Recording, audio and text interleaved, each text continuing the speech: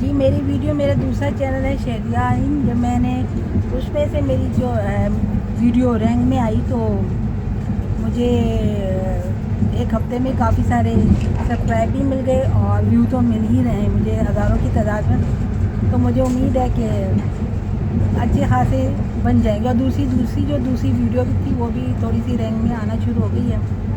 तो परेशान मत हुए, बस हिम्मत रखें, कामयाबी हमारे कदम चूमेंगी। और ये टाइटल तो लिखना चाहिए। टाइटल, डिस्क्रिप्शन और टैग के जो बारे में इतनी अफवाहें फैलाई जाती हैं, जोर दिया जाता है, रैंक होने के लिए ये चीज़ों की ज़रूरत नहीं होती है, थंबनेल की भी ज़रूरत नहीं होती। पर ठीक है, वो एक आप प्रोसीजर से गुजरते हैं तो ये करना पड़ता है।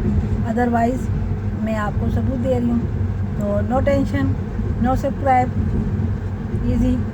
अच्छा, अल्लाह हाफिज़।